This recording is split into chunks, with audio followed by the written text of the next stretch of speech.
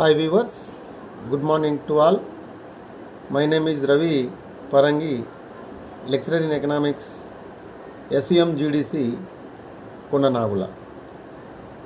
Today we will discuss about the topics types of unemployment. నిరుద్యోగిత రకాలు. ఈ నిరుద్యోగిత రకాలు అంటే ఏంటిది, ఎన్ని రకాలుగా ఉంటుందని కనుక చూసినట్లయితే అసలు వాస్తవంగా అన్ఎంప్లాయ్మెంట్ అనేటువంటిది ఒక అభివృద్ధి చెందుతున్న దేశాలకు పెద్ద సమస్యగా మారినటువంటి విషయం. అయితే ఏ దేశం యొక్క ఆర్థిక అభివృద్ధి అయినా ఆ దేశ ఆర్థిక అభివృద్ధి స్థాయిపైన ఆధారపడాలి అంటే ఆ దేశంలో ఉన్నటువంటి పరిస్థితుల ఆధారంగా మనం లెక్కించాల్సిన పరిస్థితి వస్తుంది. అంటే ఉద్యోగిత స్థాయి అనేటువంటిది అభివృద్ధి స్థాయి పైన ఆధారపడి ఉంటుంది. ఏ దేశంలోనైతే ఆర్థికంగా అభివృద్ధి చెందుతుందో అక్కడ ఉద్యోగిత స్థాయి అనేటువంటిది చాలా ఎక్కువగా ఉంటుంది. అదేవిధంగా అభివృద్ధి స్థాయి తక్కువగా ఉన్నట్లయితే ఉద్యోగిత స్థాయి లేదా ఉద్యోగిత పరిమాణం కూడా చాలా తక్కువగా ఉండడానికి అవకాశం అనేటువంటిది ఉంటుంది. సో ఇక్కడ నిరుద్యోగిత అనే పదాన్ని కనుక మనం చూసినట్లయితే ఏంటిది అంటే ఇక్కడ పూర్తిగా భిన్నంగా పని చేయడానికి సిద్ధంగా ఉండి పని లభించినటువంటి స్థితి ఏదైతే ఉందో దాన్ని మనము నిరుద్యోగిత అనడానికి అవకాశం అనేటువంటిది ఎక్కువగా ఉంటుంది. సాధారణంగా ఒక సంవత్సర కాలంలో 273 రోజుల పని దినము, అదేవిధంగా 8 గంటలు పని కనుక లభించినట్లయితే దాన్ని మనము ఉద్యోగిగా చెప్పుకోవడానికి అవకాశం అనేటువంటిది ఎక్కువగా ఉంటుంది. అయితే అభివృద్ధి చెందుతున్న దేశాలలో ఈ నిరుద్యోగిత అనేటువంటిది చాలా భిన్నంగా ఉంటుంది.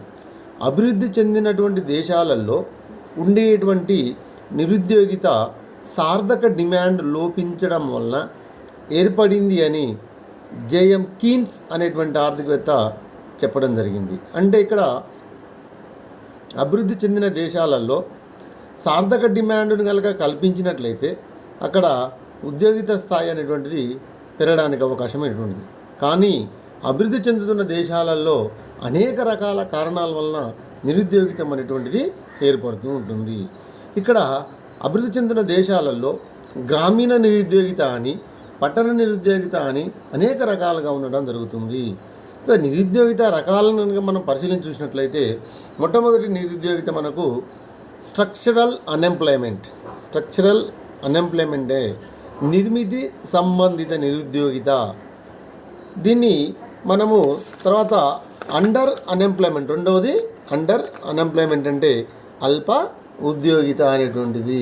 తర్వాత డిస్కస్డ్ అన్ఎంప్లాయ్మెంట్, మూడవది డిస్కస్డ్ అన్ఎంప్లాయ్మెంట్ చక్రీయ నిరుద్యోగిత. నాలుగవది ఓపెన్ అన్ఎంప్లాయ్మెంట్ బహిరంగ నిరుద్యోగిత. 5 విద్యా సంబంధిత నిరుద్యోగిత ఎడ్యుకేషనల్ అన్ఎంప్లాయ్మెంట్. విద్యా సంబంధిత నిరుద్యోగిత అంటే ఇక్కడ ఎడ్యుకేషనల్ అన్ఎంప్లాయ్మెంట్. 6 సంక్లిష్ట నిరుద్యోగిత ఫ్రిక్షనల్ అన్ఎంప్లాయ్మెంట్. 7 ఋతు సంబంధమైనటువంటి నిరుద్యోగిత అంటే ఇక్కడ ఏంటిది అంటే ఇక్కడ సీజనల్ అన్ఎంప్లాయ్మెంట్ అనుకోవచ్చు. అదేవిధంగా సక్రియ నిరుద్యోగిత సైక్లికల్ అన్ఎంప్లాయ్మెంట్. తర్వాత 9వది టెక్నికల్ అన్ఎంప్లాయ్మెంట్ సాంకేతిక పరమైనటువంటి నిరుద్యోగిత. 10 అనుద్యోగిత.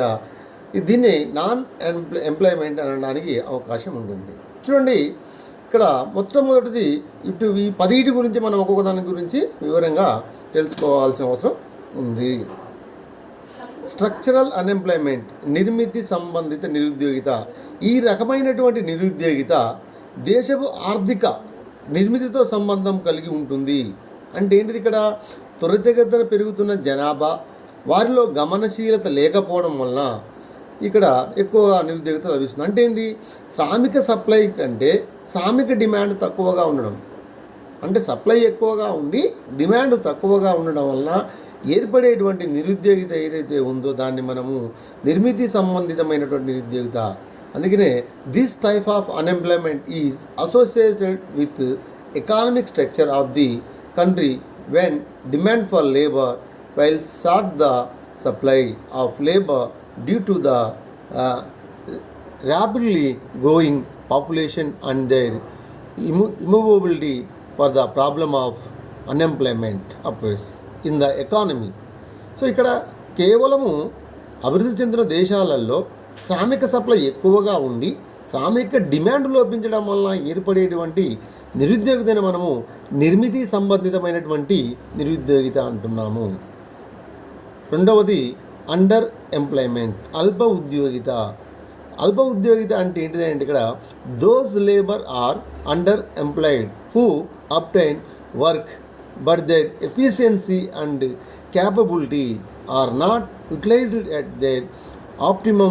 As a result, they contribute in the production up to limited level.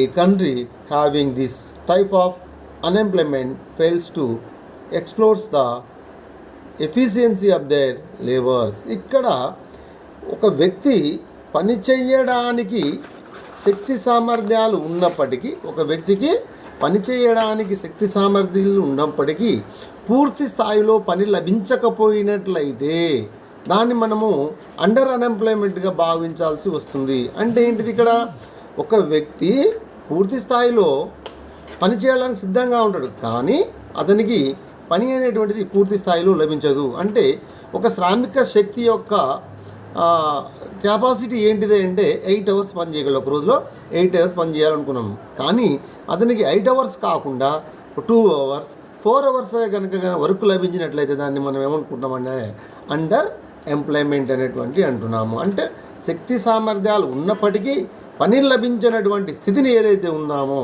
దాన్ని మనము అండర్ ఎంప్లాయ్మెంట్గా భావించాలనేటువంటి విషయం ఉంటుంది. మూడవది డిస్కస్డ్ ఎంప్లాయ్మెంట్, ప్రచ్ఛన్న నిరుద్యోగిత. A person does not contribute anything in the production process or in the words if he can be removed from the work without affecting the productivity adversely. ఇక్కడ ఏంటంటే ఈ ప్రచ్ఛన్న నిరుద్యోగితలో అవసరానికి మించి ఎక్కువ మంది పనిలో ఉండడాన్ని మనం ఇక్కడ ప్రచ్ఛన్న నిరుద్యోగిత అంటున్నాం. ఒకవేళ ఆ వ్యక్తిని పనిలో నుండి కనుక తప్పించినట్లయితే ఉత్పత్తిలో ఏ విధమైనటువంటి తగ్గుదల ఉండదు. అంటే అతడు ఉన్నా లేకపోయినా అంతే ఉత్పత్తి వస్తుంది. అంటే ఏంటిది ఇక్కడ, ఒక పనిని 5 మందే చేయగలరు, 5 మందికి మాత్రమే పని ఉన్నది. కానీ అదనంగా 6వ వ్యక్తిని తీసుకున్నట్లయితే అతని వల్ల ఉత్పత్తిలో పెరుగుదల లేదు, ఉత్పత్తి ఏమో తగ్గుదల కూడా లేదు, ఉత్పత్తిలో పెరుగుదల లేదు, ఉత్పత్తిలో తగ్గుదల లేదు. దీన్నే మనము ప్రచ్ఛన్న నిరుద్యోగిత అంటున్నాం. ఈ ప్రచ్ఛన్న నిరుద్యోగిత యొక్క ఉపాంత ఉత్పాదకత శూన్యం. ప్రచ్ఛన్న నిరుద్యోగ ఉపాంత ఉత్పాదకత శూన్యం. ఈ యొక్క ప్రచ్ఛన్న నిరుద్యోగిత అనేటువంటిది ఎక్కువగా అగ్రికల్చర్ సెక్టర్లో కనిపిస్తుంటుంది. అగ్రికల్చర్ సెక్టర్లో కనిపిస్తుంటే వ్యవసాయ రంగంలో ఎక్కువగా ఉంటుంది. అందుకనే ప్రపంచ ప్రచ్ఛన్న నిరుద్యోగిత మనం చూసినట్లయితే 20% గుర్తించడం జరిగింది. దీన్ని ప్రచ్ఛన్న నిరుద్యోగిత అంటున్నాము. తర్వాత ఓపెన్ అన్ఎంప్లాయ్మెంట్, ఓపెన్ అన్ఎంప్లాయ్మెంట్ బహిరంగ నిరుద్యోగిత. ఇక్కడ when labour leaves without any work, they did not find any work to do, they come under the category of open unemployment. Educated unemployment and unskilled labor unemployment are included in open unemployment. The migration from rural to urban areas in such as work as a work after found in India, which is an example of open unemployment. So ఇక్కడ బహిరంగ నిరుద్యోగిత అంటే ఏంటిది అనే కనుక మనం చూసినట్లయితే, బహిరంగ నిరుద్యోగిత అని మనం ఏంటిది అనేటువంటి అంశాన్ని కనుక చూసినట్లయితే ఇక్కడ ఏంటిది అంటే చూడండి, శ్రామికులు ఏ పని లేకుండా జీవించినట్లయితే వారిని ఏ పని లేకుండా ఏ పని దొరకకుండా వీళ్ళందరూ ఉన్నట్లయితే వాళ్ళని మనము బహిరంగ నిరుద్యోగంలోకి వస్తారు, బహిరంగ నిరుద్యోగంలోకి వస్తారు. విద్యను ఆర్జించిన వారు నిరుద్యోగం అంటే ఇక్కడ బాగా చదువుకొని ఖాళీగా ఉండడం, బాగా చదువుకున్న వాళ్ళు కూడా ఖాళీగా ఉండడం. రెండవది నైపుణ్యత లేని కారణంగా ఖాళీగా ఉండడం, నైపుణ్యత లేని కారణంగా ఖాళీగా ఉండడం. ఈ రకమైన నిరుద్యోగులకు వస్తారు. ఎక్కువగా ఏ విధంగా అంటే పట్టణాల నుంచి గ్రామీణ ప్రాంతాల నుంచి పట్టణ ప్రాంతాలకు తరలి వెళ్తున్నప్పుడు కూడా ఇలాంటి నిరుద్యోగిత కనిపిస్తుంది. దీన్ని మనము బహిరంగ నిరుద్యోగితగా చెప్పుకోవడానికి అవకాశం అనేటువంటిది ఉంటుంది.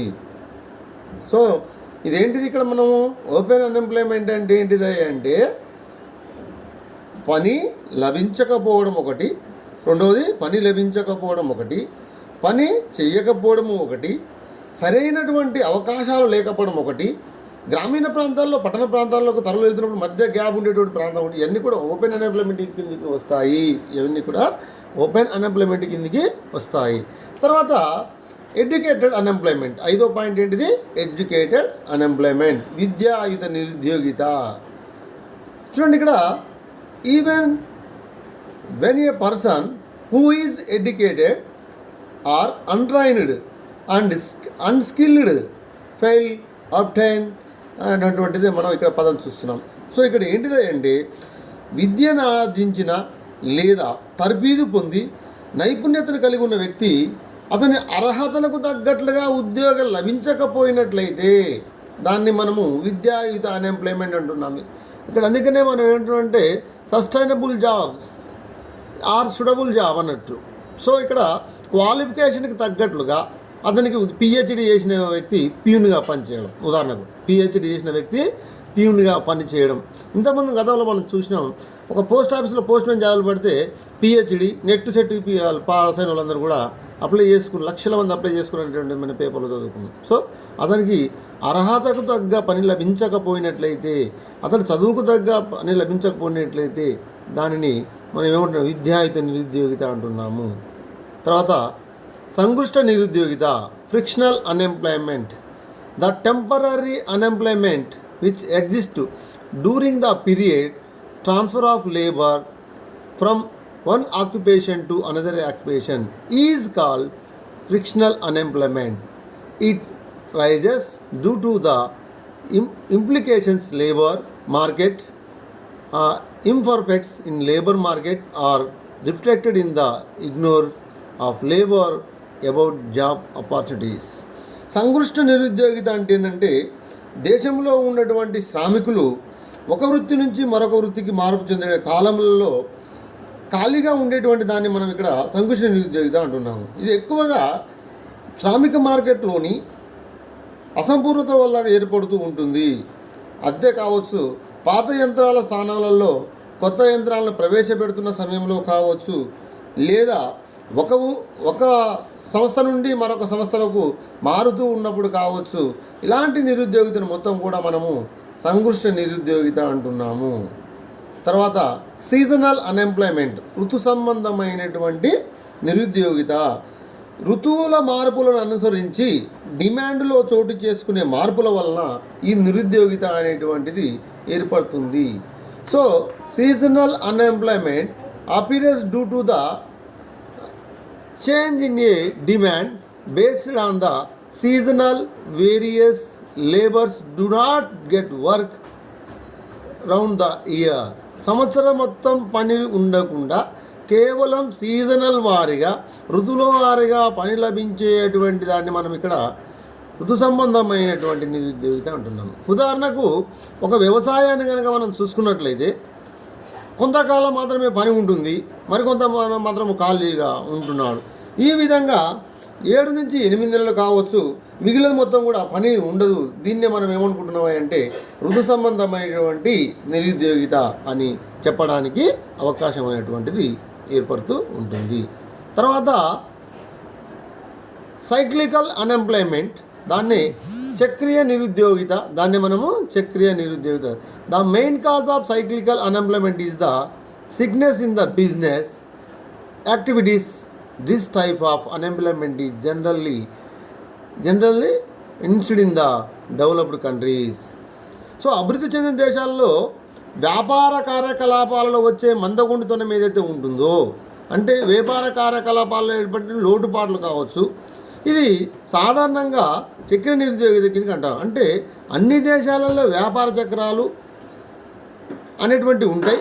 ఈ వ్యాపార చక్రాలలో ఉన్నటువంటి దశల వారీగా ఒక దశలో ఎక్కువ కావచ్చు, ఒక దశలో తక్కువ కావచ్చు, ఒక దశలో అసలే ఉండకపోవచ్చు అనేటువంటిది ఉంటుంది. ఈ విధంగా ఉండేటువంటి దాని ఉద్యోగ స్థాయి అంటే చక్రీయ నిరుద్యోగిత అంటున్నాము. నెక్స్ట్ టెక్నికల్ అన్ఎంప్లాయ్మెంట్, దాన్నే మనము సాంకేతిక పరమైనటువంటి నిరుద్యోగిత అంటున్నాము. When the introduction of new technology causes of displacement of workers is called technical unemployment. ఇక్కడ ఆర్థిక వ్యవస్థలో నూతన సాంకేతిక పరిజ్ఞానం ప్రవేశపెట్టడం వల్ల శ్రామికులు తొలగించబడుతూ ఉంటారు. ఫలితంగా ఏర్పడే నిరుద్యోగితను సాంకేతిక పరమైనటువంటి నిరుద్యోగిత అంటారు. తర్వాత అనుద్యోగిత. ఆర్థిక వ్యవస్థలో అనుద్యోగిత స్థితిలో ప్రజలు నిరుద్యోగులు కావచ్చు లేదా సాంప్రదాయ అసంఘటిత రంగంలో పనిచేస్తున్నటువంటి ఈ రకమైనటువంటి నిరుద్యోగితను అభివృద్ధి చెందిన దేశాలలో ఎక్కువగా ఉంటుంది. సో ఇక్కడ చూడండి, నిరుద్యోగిత అంటే మనం ఏమనుకున్నాము, కామన్గా పని చేయడానికి సిద్ధంగా ఉండి పని లభించినటువంటి స్థితి ఏదైతే ఉందో దానిని మనము నిరుద్యోగిత అన్నాము. అదేవిధంగా ఇక్కడ ఏ దేశం యొక్క అభివృద్ధి పోకడలను ఆ దేశం ఆర్థిక అభివృద్ధి స్థాయి మీద ఆధారపడి ఉంటుంది. ఆర్థిక అభివృద్ధి స్థాయి అనేటువంటిది ఉద్యోగ స్థాయిని నిర్ణయించబడుతుంది. సో ఈ విధంగా నిరుద్యోగిత అనేటువంటి దాని గురించి నేర్చుకున్నాం. తర్వాత ఒక వ్యక్తి రోజుకి 8 గంటలు లేదా సంవత్సరంలో 273 పని దినాలు కనుక ఉంచినట్లయితే దాన్ని ప్రామాణిక సంవత్సర ఉద్యోగిగా మనం భావించడం జరుగుతూ ఉంటుంది. సో ఎన్ఎస్ఎస్ఓ రౌండ్ ప్రకారంగా ఎన్ఎస్ఎస్ఓ 68వ రౌండ్ ప్రకారంగా మన భారతదేశంలో సుమారుగా 5.7% మంది ఇంకా నిరుద్యోగులుగా ఉన్నారు. సో ఈ నిరుద్యోగిత భావనలు కనుక మనం చూసినట్లయితే, ఒకటి నిరంతర నిరుద్యోగిత, రెండవది వారముపరమైన నిరుద్యోగిత, మూడవది రోజువారీ నిరుద్యోగిత అనేటువంటి భావనలు ఉన్నవి. వీటి గురించి మనము నెక్స్ట్ క్లాస్లో డిస్కస్ చేద్దాం. Okay, thank you for all. Thank you for watching.